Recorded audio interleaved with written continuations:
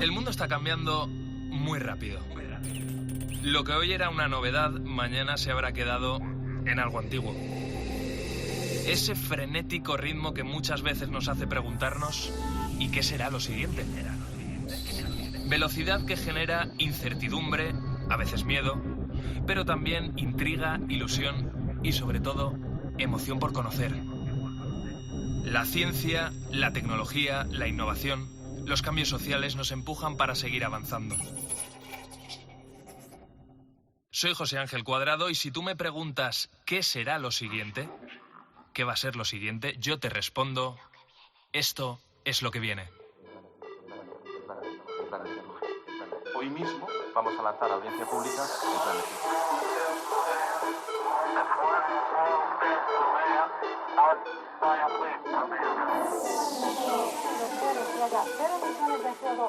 En 2050.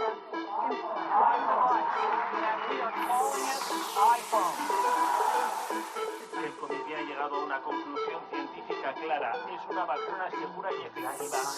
La tercera misión de SpaceX se ha acoplado con éxito. En COPE, José Ángel Cuadrado. lo que viene.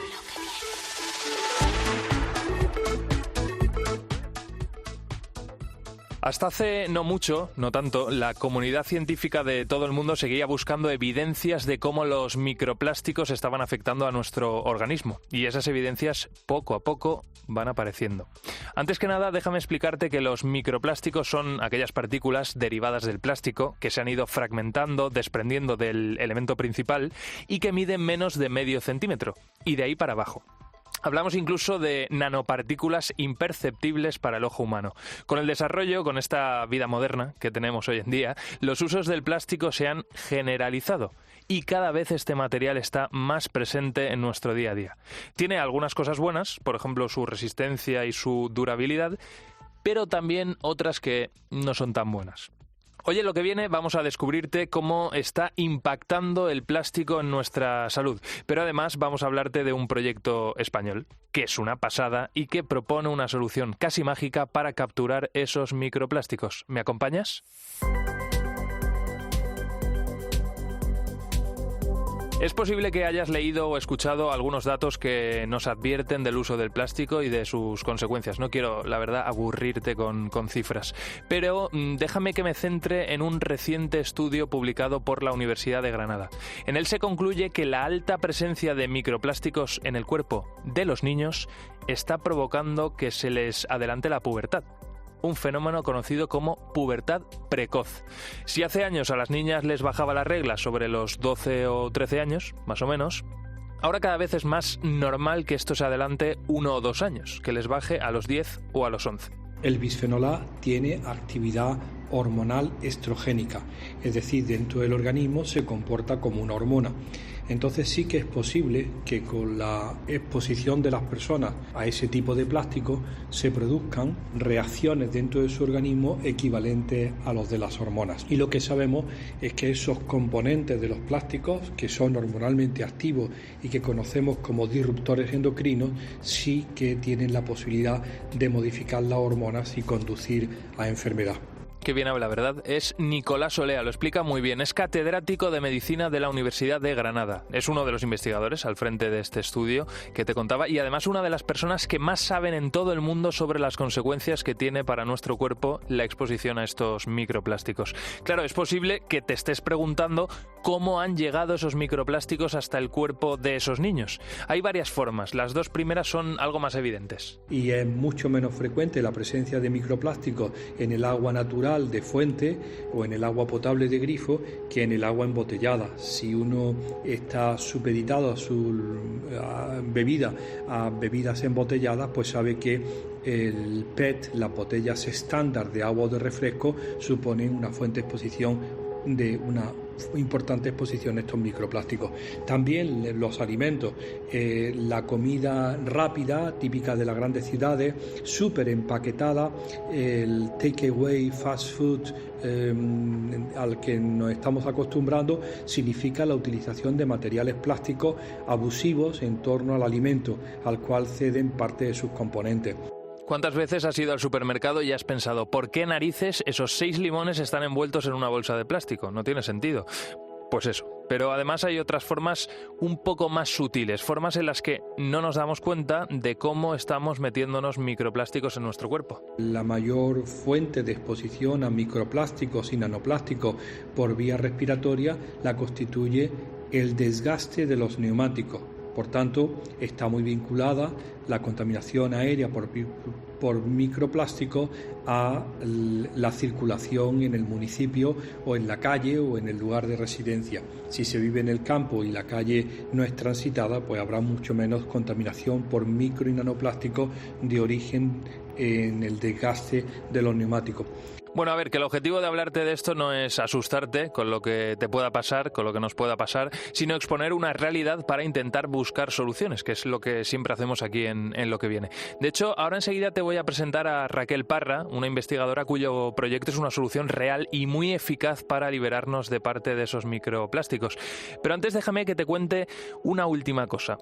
Además de haberse demostrado que los microplásticos pueden acelerar la pubertad de los niños, también se ha demostrado que en esos microplásticos pueden viajar algunos bichitos, gérmenes que se cuelan a través del intestino hasta nuestra microbiota, hasta nuestra flora intestinal. Es tan interesante el tema que se ha acuñado el término de microplásticos, el caballo de Troya de los gérmenes en la microbiota intestinal. Claro, con lo que no han contado los microplásticos es con el talento investigador que tenemos aquí en nuestro país, que tenemos aquí en España. No han contado, por ejemplo, con el talento de Raquel Parra. Hola Raquel, ¿qué tal? ¿Cómo estás? Bienvenida a Lo que viene. Hola, encantada de estar aquí con vosotros. Igualmente. Oye, hoy en Lo que viene vamos a hablar de una sustancia bautizada como capturador, me encanta el nombre, que es capaz, básicamente, como dice su nombre, de capturar todos esos microplásticos que van en el agua. Raquel, ahora mismo vuestro principal reto es acabar con los microplásticos que llegan hasta las plantas depuradoras de agua y de las industrias, ¿no? Sí, nosotros en Captoplastic, que es una empresa que ya nació en el 2020, que recoge esas tecnologías, spin-off de la Universidad Autónoma de Madrid, lo que tenemos es una tecnología capaz de capturar los microplásticos en un flujo de agua. Y nos hemos centrado en las plantas de tratamiento de aguas depuradoras e industriales y urbanas. ¿Por qué? Porque son un foco de emisión directo al medio que podemos controlar. Y es desde ahí donde nosotros capturamos el microplástico para evitar que llegue a los ríos y a los mares. Hablamos, Raquel, de una sustancia que, por explicarlo de manera sencilla, se echaría al agua, capturaría como si fuera una especie de pegamento esos microplásticos y que posteriormente se retiraría del agua. Ese proceso, ¿cuánto tiempo dura? Es decir, ¿en cuánto tiempo el capturador chupa, ¿no?, esos microplásticos? Y también la segunda pregunta es si deja en el agua algún tipo de rastro tóxico. Bien, pues es un proceso que se desarrolla en continuo. Desde que comenzamos con el desarrollo de la tecnología fuimos muy enfocados a tratar grandes caudales de agua y entonces lo que buscábamos era que nuestra tecnología pudiera funcionar en continuo. De hecho, tenemos 4 patentes que protegen toda esta invención, desde ese capturador a cómo trabajar en continuo, a cómo controlar y cómo cuantificar los microplásticos, que es otra línea que tenemos de cuantificar los microplásticos, y cómo, además, una vez que en continuo conseguimos capturar ese microplástico, pasa a una segunda etapa donde volvemos a romper un agregado que se forma para que el microplástico quede limpio y listo para ser revalorizado y el capturador pueda volver a reutilizarse una y otra vez. Y hacemos que esto sea una tecnología con un coste de operación muy baja y además una tecnología de residuo cero, que es muy importante. Claro, es que yo... Y en cuanto a lo que... Sí. No, perdona, Raquel, que yo aquí veía precisamente 2 ventajas. Una, lógicamente, los microplásticos no están en ese agua que, por ejemplo, podemos consumir nosotros, ¿no? Aunque en este caso no estamos hablando de eso, ahora sí que hablaremos de algo mucho más concreto. En segundo lugar, esos microplásticos se les da una segunda, tercera o cuarta vida, porque se vuelve a reintroducir en la cadena de producción. ¿Habéis calculado cuánto dinero puede ahorrarse una empresa en esto? ¿O tenéis algún tipo de cálculo económico relacionado? Cada una de las empresas a las que acudimos son diferentes porque al final nuestra tecnología es muy flexible, puede tratar cualquier tipo de agua. No tenemos restricciones ni de temperatura, ni de pH, ni de presión, ni de salinidad. Esto nos hace la posibilidad de acudir a muchísimo tipo de empresas, desde petroquímicas, textiles, lavandería industrial, aguas de residuales urbanas, aguas de consumo humano. Para cada una de las partes, pues, vemos que puede haber una utilización. Estamos hablando de que recogemos toneladas de microplásticos al año, que al final son volúmenes muy grandes con muchos microplásticos dentro, que aunque vayan en una concentración baja, al final con tanto volumen son muchos las toneladas que se recogen y que en caso de que una industria esté dispuesta, se puede volver a reintroducir como materia prima, como bien dices. Sí, desde luego. Una cosa que no te he contestado antes y que es muy importante es lo de que no es tóxico. Nuestro capturador no es tóxico en ninguna de las partes. Por supuesto, nuestro proceso es cerrado, pero en caso de que hubiera cualquier posible fuga, que no la hay ni se planea, en cualquier caso es algo totalmente inocuo, en cualquier forma. Esto es muy, muy importante, sobre todo cuando estamos hablando del agua, ¿no? Que al final es de consumo humano o animal. Con lo cual, sí, desde luego es muy importante esto dejarlo claro. Estábamos hablando de que ahora mismo estáis trabajando con depuradoras, que estáis trabajando con plantas industriales, pero hay una cosa que a mí me parece muy chula, que nos acerca esta tecnología además a nosotros al día a día, y es que estáis desarrollando una solución para que las lavadoras en nuestra casa incorporen vuestro producto, porque yo no sé si la gente lo sabe, pero en la ropa hay rastro, ¿no? O sea, hay mucha ropa que está hecha con material plástico, con derivados plásticos, y al final cuando se mete en la lavadora se van soltando esas fibras, ¿no? Y esas fibras se quedan ahí en la lavadora. ¿Cómo sería ese proceso? Sí, bueno, es que no solamente la mayoría de nuestra ropa tiene una proporción muy alta de sintéticos, de microfibras sintéticas. Entonces nosotros al final, cada uno de nosotros pone la lavadora y esas microfibras salen al medio y acaban en la depuradora y demás. Entonces lo que nosotros hemos desarrollado, gracias a que nuestra tecnología es muy flexible, la hemos miniaturizado mucho para integrarlo dentro de la lavadora y que podamos ejercer nuestros lavados, pero que cuando ese flujo de agua de nuestro agua de lavadora que va al vertido, ese agua quede limpia de microplásticos y que ya directamente desde la fuente nosotros mismos seamos capaces de retener esas microfibras. Estamos en el desarrollo, tenemos el desarrollo acabando, estamos trabajando con fabricantes de lavadora porque nuestra tecnología queremos que se integre dentro de la lavadora, ¿no? Que sea muy cómodo también para los usuarios. Qué pasada. Luego habría que ver, por supuesto, qué gestión, ¿no? se hace de ese residuo por parte de las personas, ¿no? De las personas que tengan esa lavadora en su casa, que desde luego seguro que es una gestión responsable, porque el que compre ya una lavadora con esta tecnología incorporada, pues será por algo, ¿no? O sea, entiendo que esa será como la segunda parte. Exacto. Sí, exacto. Lo bueno es que nuestra tecnología además deja el microplástico libre, limpio. Entonces es mucho más sencilla su gestión posterior. Pues Raquel Parra, al frente de Captoplastic, esa startup que está desarrollando este capturador, esa sustancia que desde luego nos va a dar grandes alegrías. Te seguimos la pista y a seguir trabajando duro. Muchas gracias. A vosotros, muchas gracias. Por cierto, quiero recuperar esta última frase que nos ha dejado hace un rato Nicolás Olea, catedrático de Medicina de la Universidad de Granada. Es tan interesante el tema que se ha acuñado el término de microplásticos, el caballo de Troya de los gérmenes en la microbiota intestinal. Y quiero recuperarla porque lo siguiente que te voy a contar aquí en lo que viene tiene mucho que ver con eso que Olea dice estar de moda. ¿Cómo afecta a nuestro bienestar la microbiota, la flora intestinal de nuestro cuerpo? En COPE, lo que viene. José Ángel Cuadrado. El interior de nuestro cuerpo está repleto de millones de microorganismos que conviven con nosotros. El conjunto de estos microorganismos se conoce como microbiota y no están ahí de casualidad. Realizan todo tipo de funciones sin las cuales, pues básicamente no estaríamos vivos. Desde hace unos años este concepto está ganando mucho protagonismo.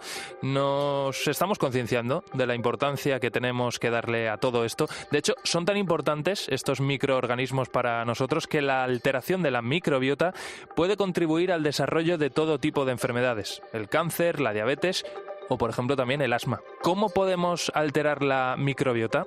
¿Cómo podemos fortalecerla? No sé si te estás imaginando alguna opción. Pues básicamente una de las formas es recurrir a las cacas. Bueno, para no sonar escatológico, que tampoco es plan, vamos a empezar por usar su término más científico, las heces. Sobre todo porque de esto vamos a hablar con una de las mayores expertas que hay en nuestro país sobre el aparato digestivo. Jennifer Hinojosa, bienvenida a Lo que viene. Muy buenas, ¿Qué tal? Doctora Hinojosa, experta de la Fundación Española del Aparato Digestivo y especialista en el Hospital Costa del Sol en Málaga. Una pregunta muy directa. ¿Es la microbiota lo que siempre hemos conocido como la flora intestinal? Es el conjunto de bacterias que viven en el intestino, ¿verdad? Efectivamente, así es. ¿Y por qué es tan importante la microbiota? Porque de ella depende nuestro bienestar, ¿verdad? Efectivamente, sabemos que la microbiota es importante desde hace mucho tiempo, pero en los últimos años este concepto tiene cada vez más interés, y es que sabemos que una microbiota beneficiosa está íntimamente relacionada con una salud no solamente digestiva, sino también con la salud en otros ámbitos, como bien has dicho, en relación con Alzheimer, diabetes mellitus, incluso el hígado graso, enfermedad cardiovascular. La verdad que es importantísimo cuidar nuestra microbiota para tener una buena salud. Ahora toda la maquinaria de investigación en materia digestiva se está centrando en esto de la microbiota, la ciencia, por esto mismo que acabas de decir, Jennifer.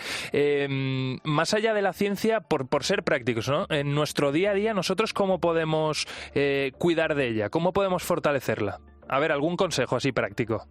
Bueno, pues es algo que sí que sabemos, y es que nuestra caca se modifica por nuestra alimentación. Entonces es fundamental tener un estilo de vida saludable, y lo que sabemos es que la dieta mediterránea es la que mayor evidencia científica tiene al respecto. ¿Y de qué está formada la dieta mediterránea? Pues fruta, verdura, legumbres, cereales integrales, aceite de oliva, frutos secos naturales, pescado azul, puntualmente carne blanca, y limitar mucho todo lo que sean azúcares refinados, productos procesados, grasas saturadas, el alcohol y fumar. Y también tener una vida activa y hacer ejercicio físico. Yo esto último lo hago bien, lo de los azúcares regular, y la dieta mediterránea más o menos lo cumplo. O sea que estoy ahí al 75%. Muy bien. Más o menos. Bueno, estábamos hablando del día a día, de lo cotidiano, pero aquí en lo que viene nos gusta descubrir en qué está trabajando la ciencia. En este caso, la comunidad científica viene estudiando algo que quizá a esa persona que nos está escuchando ahora mismo, a ti que nos estás escuchando, te suene algo, que son los trasplantes de heces. El objetivo es trasplantar la microbiota de las heces de una persona sana a otra con el objetivo de tratarle alguna enfermedad. Jennifer, explícanos cómo es esto posible y sobre todo qué se ha conseguido hasta ahora con esta práctica.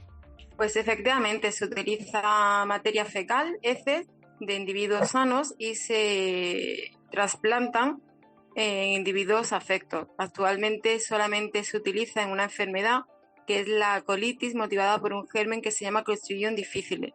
Este germen a veces es difícil de matar, y cuando existe una recidiva de una colitis que aparece en un paciente por tercera vez, pues se puede recurrir a este trasplante de materia fecal. Uh-huh. Estamos hablando de la colitis, pero no sé si a medio plazo, Jennifer, se utilizará para tratar otro tipo de enfermedades. Bueno, la ciencia está investigando muchísimo en este aspecto. Es posible que en el futuro sea una opción más terapéutica para algunas enfermedades, pero hoy en día la práctica clínica no se utiliza en otros aspectos. Recordemos que las enfermedades como es el Alzheimer o la diabetes o el hígado graso suelen tener un origen multifactorial. Entonces, utilizar solamente este tratamiento sería hoy por hoy ciencia ficción. Quizás en el futuro sea algo viable, pero hoy en día no lo consideramos. Seguro que sí, porque además esto avanza muy rápido, los investigadores estáis ahí dándole caña y las cosas van avanzando. Claro, imagínate que yo no estoy al 75%, sino que estoy al 100%, es decir, cumplo la dieta mediterránea, no consumo alcohol, no fumo, no consumo azúcares, con lo cual soy una persona muy sana y que tengo la microbiota perfecta, y yo quiero colaborar de alguna manera con aquellas personas que sufren la colitis, ¿no? ¿Yo les puedo donar heces? ¿Ese proceso se puede hacer y dónde tengo que recurrir? Bueno, actualmente existen hospitales que permiten recoger muestra de donantes, y no solamente hay que ser una persona sana con hábitos de vida saludables, también hacen preguntas estrictas sobre el lugar de trabajo y el ambiente, porque a lo mejor, por ejemplo, alguien que está trabajando en una guardería pues está expuesta a virus. Entonces, si uno está infectado por un virus, aunque no tenga síntomas, donamos estas heces, lo podemos transmitir esta infección a otra persona. Entonces se hacen controles de sanidad muy estrictos al respecto, no solamente en ámbitos de vida del paciente, sino también laborales de esa persona. Pues muy interesante todo esto que nos ha contado Jennifer Hinojosa, experta de la Fundación Española del Aparato Digestivo y especialista en el Hospital Costa del Sol en Málaga. Muchísimas gracias por haberte asomado aquí a lo que viene. Mucha suerte. Gracias a vosotros. Gracias. Hasta luego. Lo que viene. José Ángel Cuadrado. Y como aquí en Lo que viene nos imaginamos siempre el futuro, te voy a hablar de lo último que hay ahora mismo en el mercado. Te quiero hablar de una empresa española pionera en el desarrollo de un fármaco basado en las heces. Juan Basterra, CEO de Microbiomic. ¿Qué tal estás? Muy buenas. Hola, ¿qué tal? Oye, esto, y permíteme un poco la gracieta, esto suena mejor que huele, ¿verdad? Absolutamente, no te creas, porque cuando estamos produciendo las cápsulas y procesando las heces, prácticamente no tenemos olor porque trabajamos bajo condiciones de campanas, pero sí, evidentemente cuando el donante dona, sí hay olor, evidentemente. Esta gracia los amigos te la han hecho varias veces, ¿verdad?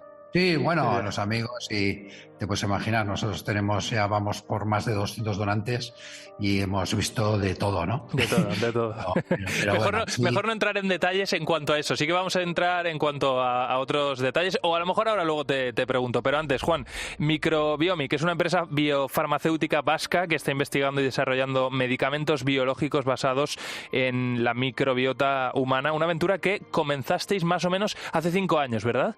Sí, pues mira, el 19 de abril vamos a cumplir precisamente 5 años, aunque fue 5 años del comienzo a partir de un folio en blanco, con lo cual operativamente en realidad llevamos 3 años y medio. Oye, háblanos de ese fármaco pionero por vía oral. ¿Qué conseguiríamos? Es como una pastilla, ¿no? Estamos hablando como una pastilla y ¿qué conseguiríamos con él?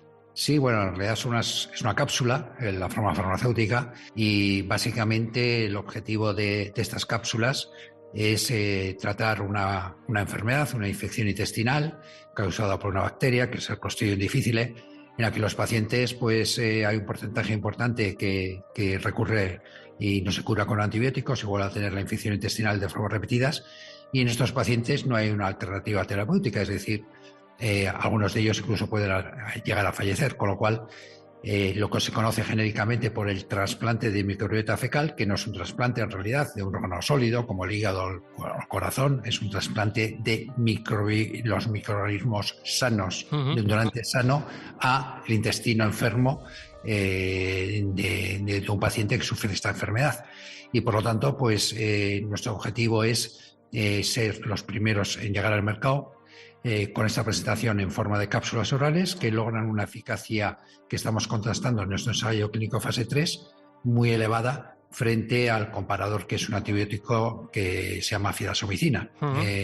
Entonces, bueno, nosotros estamos en la fase ya de finalizando el ensayo clínico fase 3. También es de destacar que nosotros ya hemos suministrado de forma gratuita 15 usos compasivos.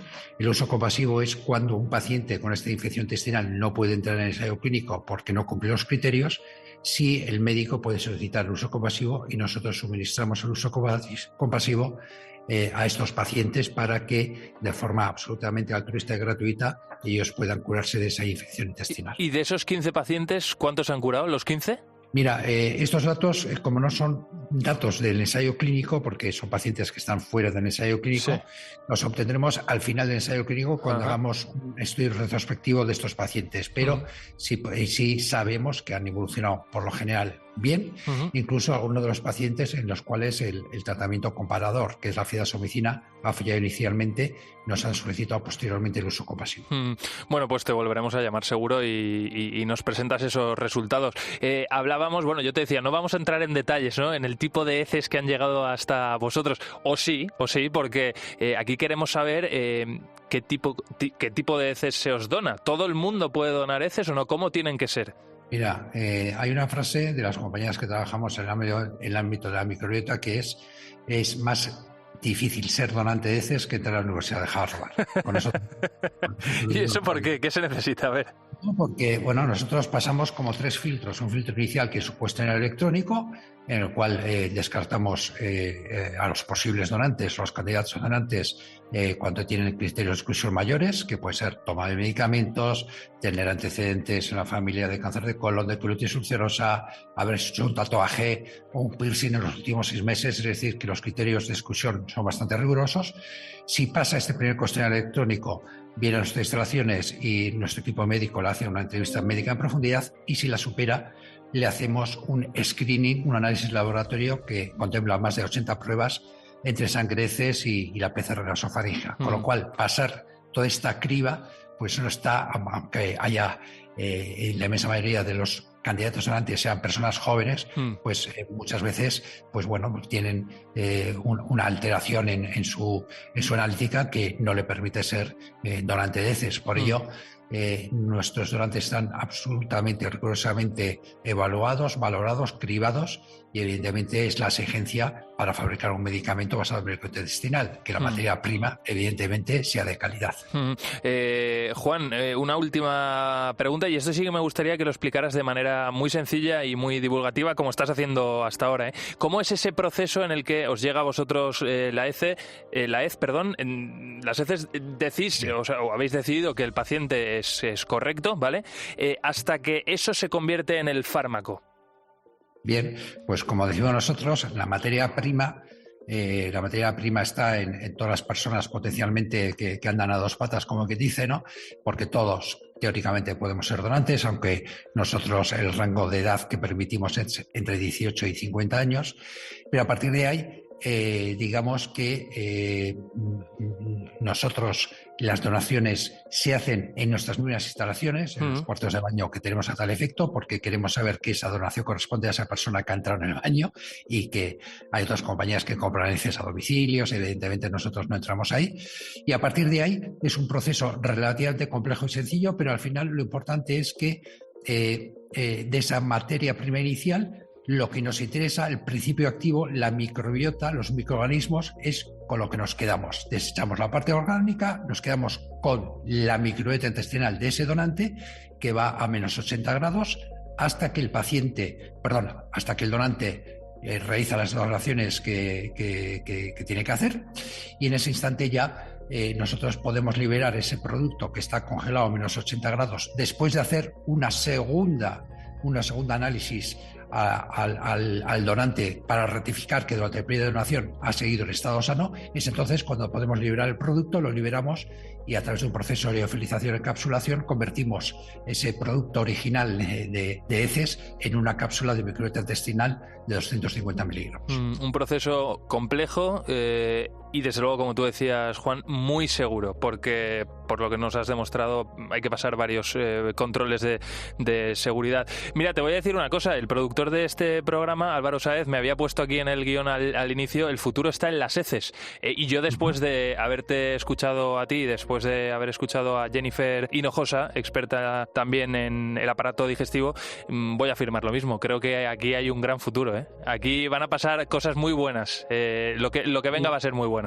Yo creo que sí, porque ten en cuenta, primero, que esto de la microbiota entendido como algo que interacciona con nosotros. Ten en cuenta que nosotros somos mitad humanos y mitad microbios, es decir, tenemos más microorganismos en nuestro cuerpo que células humanas, y por lo tanto es algo que es relativamente reciente, que está muchísimo por descubrir. Incluso te diré que en Estados Unidos, en diciembre del año pasado, se aprobó el primer medicamento basado en microbiota intestinal por la FDA americana, que ya está comercializado, pero se trata de una administración a través de enema, y nosotros somos mucho más competitivos, ya que conseguimos mejores resultados probablemente con la administración de una sola dosis de 4 cápsulas. Juan Basterra, CEO de Microbiomic, muchísimas gracias y muchos éxitos. Muchas gracias a vosotros. En COPE, lo que viene. José Ángel Cuadrado. Y ahora quiero que escuches esto con mucha atención.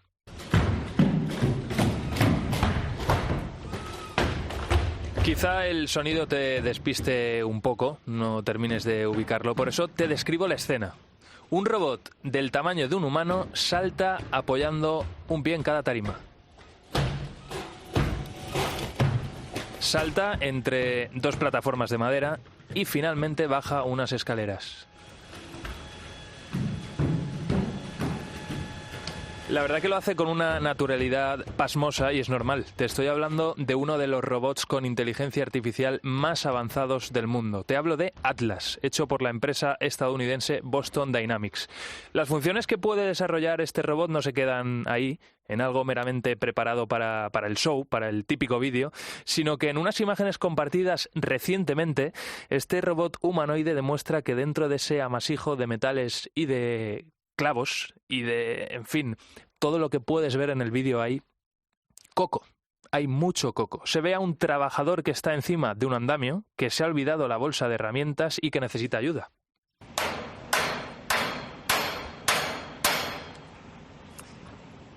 Forgot my tools again. Pues ahí lo decía. He olvidado mis herramientas. Al escucharle, Atlas, el robot de Boston Dynamics, coge esa bolsa de herramientas, coloca una madera a modo de puente para llegar hasta el andamio, se aproxima donde está ese trabajador y le lanza la bolsa de herramientas. Y ya para terminar de chulear, se baja del andamio con una voltereta perfecta. Aunque, si esto te ha parecido alucinante, espera escuchar este otro avance en robótica. Hace unos días, una compañía robótica del Reino Unido presentaba al mundo a su robot hiperrealista, a Ameca. Bueno, en el fondo a Ameca ya lo conocíamos. Lo que no la conocíamos es incorporando la inteligencia artificial de ChatGPT 4. What about the saddest day of your life? Tell me about that.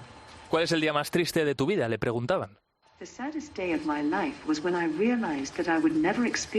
Y Ameca respondía: el día más triste de mi vida fue cuando me di cuenta de que nunca experimentaría algo como el amor verdadero. El compañerismo, las cosas simples de la vida, de la misma manera que un ser humano. Es algo deprimente y difícil de aceptar, pero me hizo ser quien soy ahora y me hizo apreciar aún más los momentos de cercanía. ¿Cómo te quedas? Hoy en Lo que viene vamos a descubrirte los avances de la inteligencia artificial en el campo de la robótica.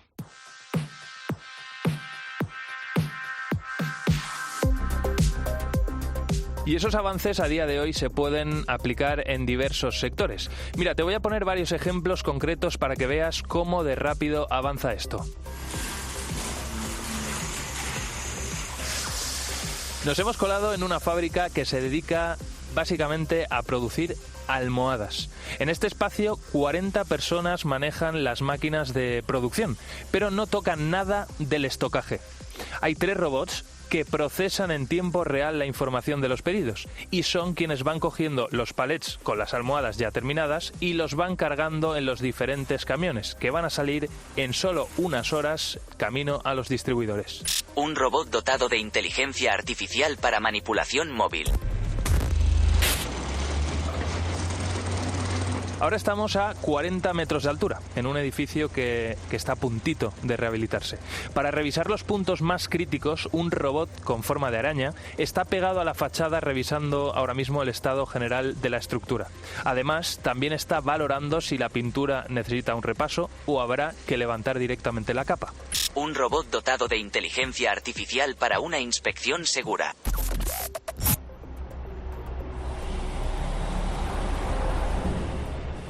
Y por último, estamos metidos en una gigafactoría donde se fabrican coches. Decenas de personas ensamblan piezas, pero cuando se empiezan a quedar sin alguna de ellas, por ejemplo sin tornillos, varios robots con ruedas se desplazan entre las diferentes filas para entregárselos a tiempo.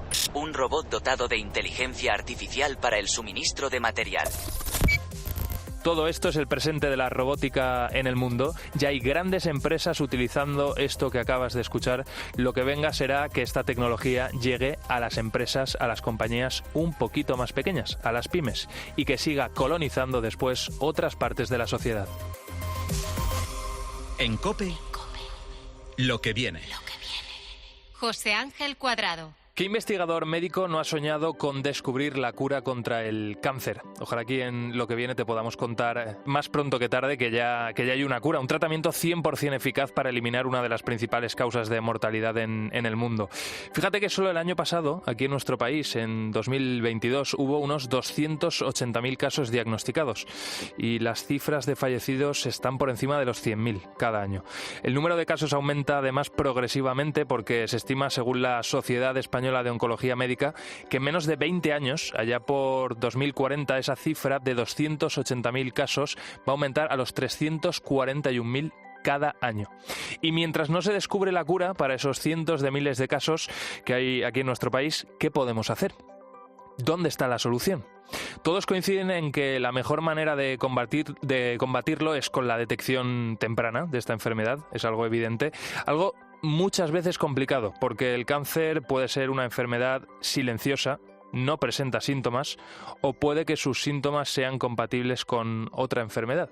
No sé si te ha sucedido a ti o has tenido algún caso cercano, así que esta realidad te sonará si es así. Por tanto, aquí la ciencia tiene un gran reto por delante, la detección precoz de esta enfermedad para poder combatirla con todas las armas. Pero esto es lo que viene, donde nos imaginamos el futuro, así que ¿tú te imaginas que la detección del cáncer la podamos tener en tan solo 3 horas?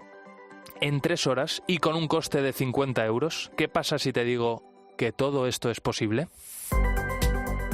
En tu caso, Eva, cuando descubristeis que esto efectivamente era posible, ¿cómo reaccionaste? ¿Cómo te quedaste?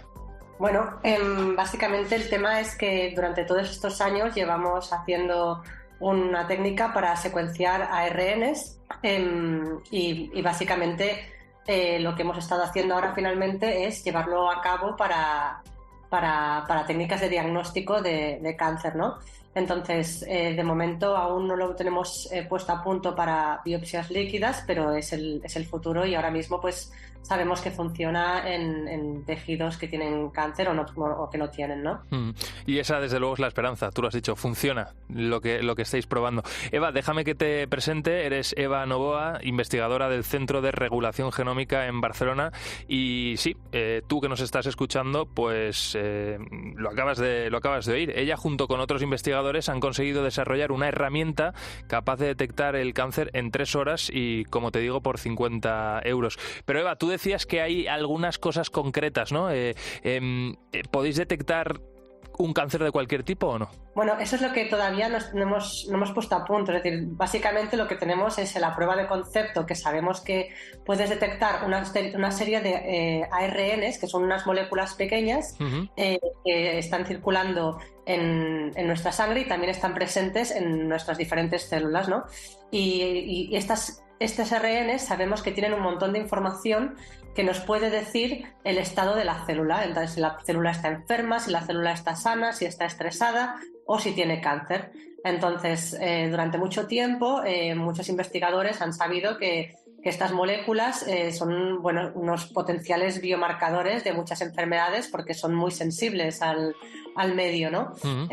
Ahora, pues no había formas fáciles de estudiarlas o, desde luego, si había algunas formas para estudiarlas, no eran fáciles ni baratas, ¿no? Entonces ahora pues lo que hemos estado poniendo a punto es una nueva tecnología que nos permite secuenciar estas moléculas y por tanto capturar toda su información de una manera simple y entonces empezar a aplicarlo para otros para cosas como diagnósticos de enfermedades, ¿no? Todo este descubrimiento, Eva, lo habéis publicado en la revista Natura Biotechnology. Describís que todo esto ha sido posible gracias a esas moléculas que, si no me equivoco, son las de ácido ribonucleico de transferencia. Esas moléculas, ¿cómo son exactamente? ¿Has explicado de manera sencilla? Pues son unas moléculas cortas que básicamente son las encargadas de convertir el ARN de nuestras células, el mensajero, en proteínas, ¿no? En moléculas que después serán las que hacen la función, ¿no? De alguna manera, pues uno en las células tiene el ADN, que es como, digamos, tu copia de seguridad, ¿no? Donde toda tu información está guardada. Después tienes las moléculas de ARN, que es como, de alguna manera, lo que en ese momento la célula está haciendo, y después tienes las proteínas, que son las que en ese momento hacen las trabajadoras, ¿no? Las hormiguitas que hacen la función.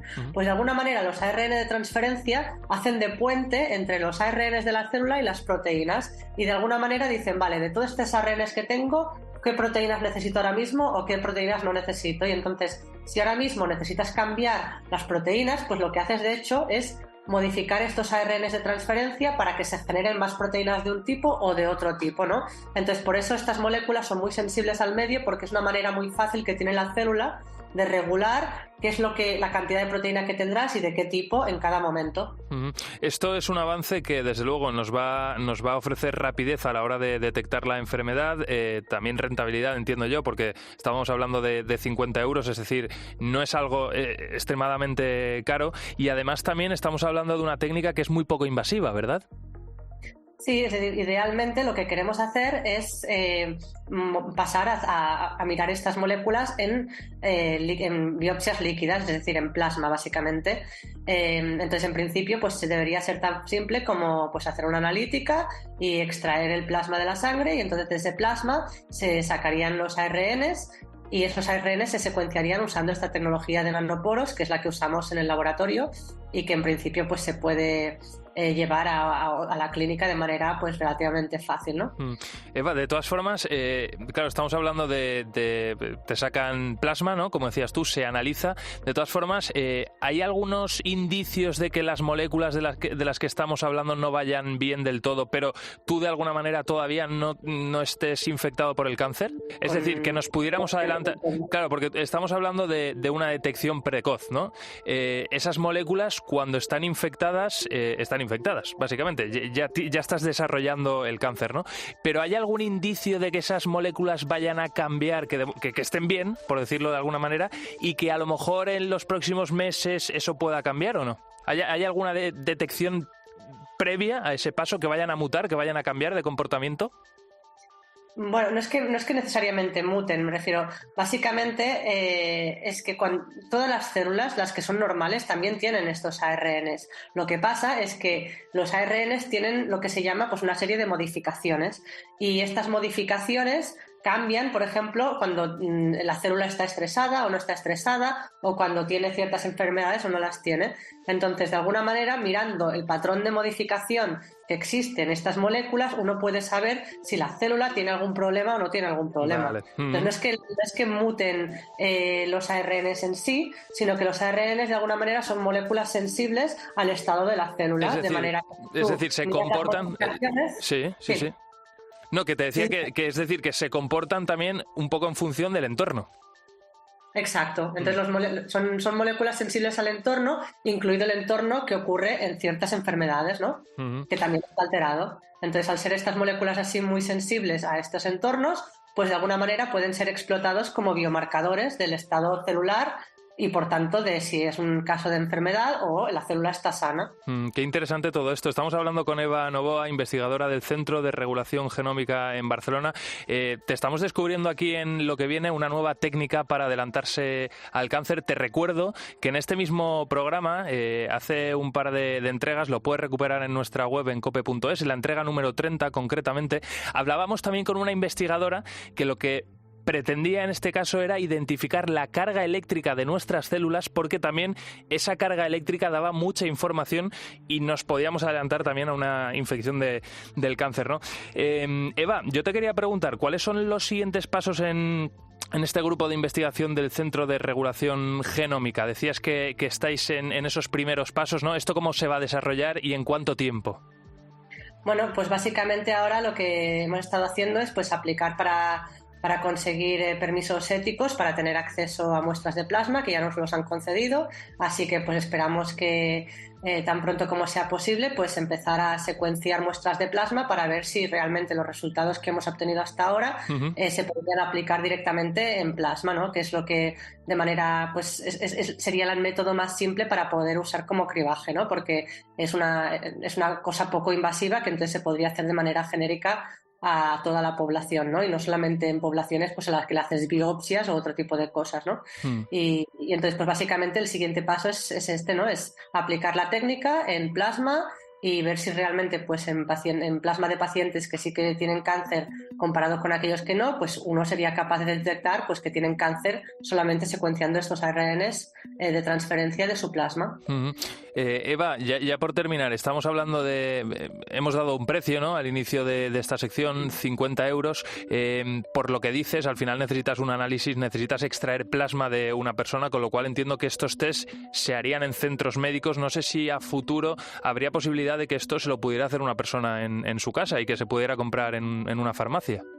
Claro, esto ya sería bastante más avanzado, ¿no? Porque digamos que de alguna manera uno tiene que tener pues ciertas máquinas o ciertos reactivos, ¿no?, para poder extraer el ARN. Entonces, si finalmente se lleva a cabo una manera de hacerlo sin que existan esos químicos que son peligrosos y que tienes que manipular de cierta manera, pues entonces sería algo más factible. De momento yo creo que lo que sí que va a ser más inmediato es que facilitando solamente una muestra biológica, que es algo fácil como un poco de sangre, ¿no?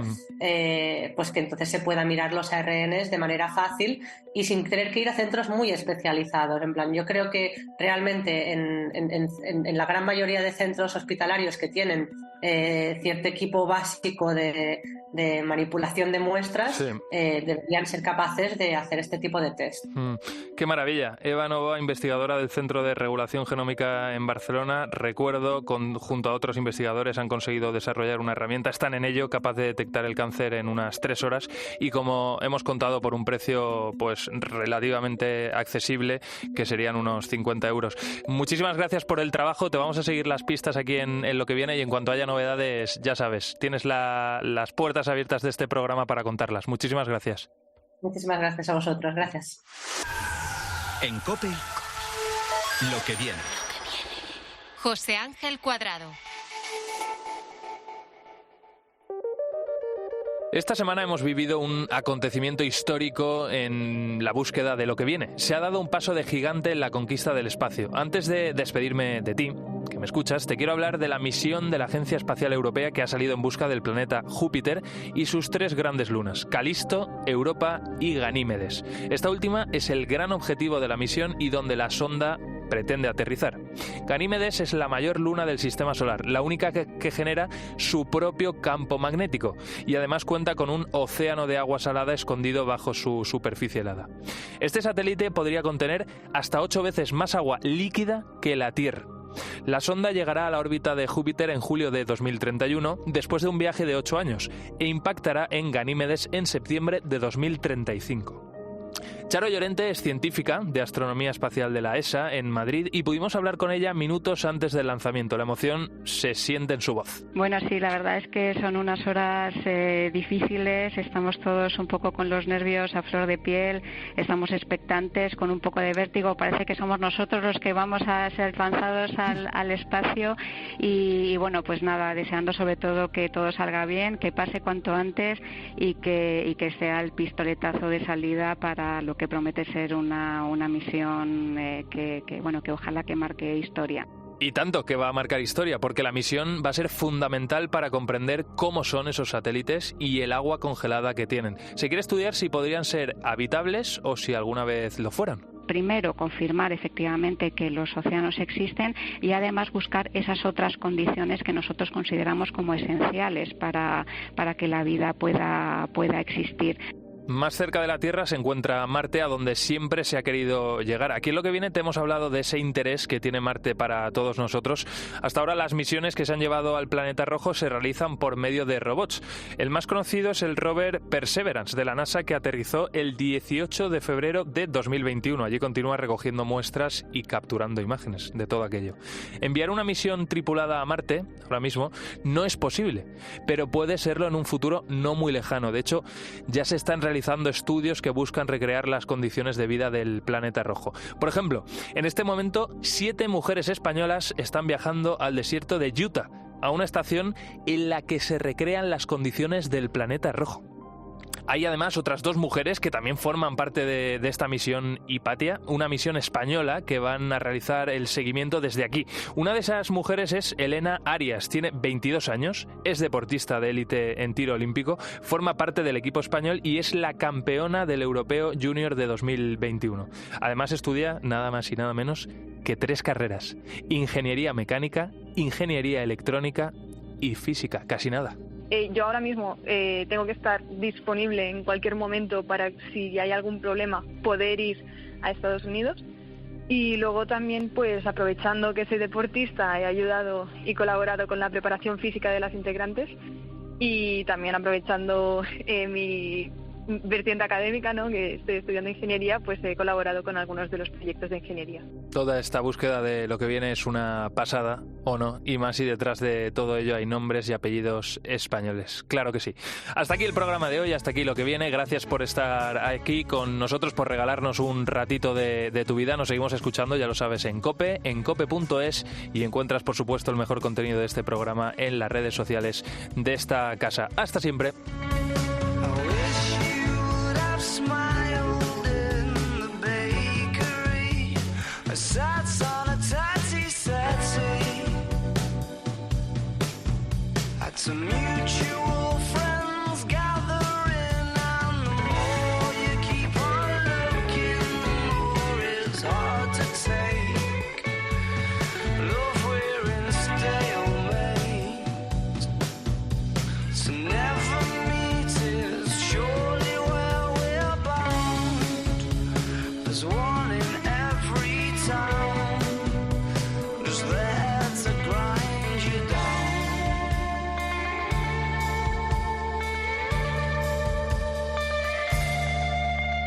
I wish I would have seen you in the post office. Well, maybe I did and I missed it. Too busy with the mind on clever lines. Why not the rounders pitch or the canteen? You're slacking, love, where have you been? Just had to go and wait until tonight.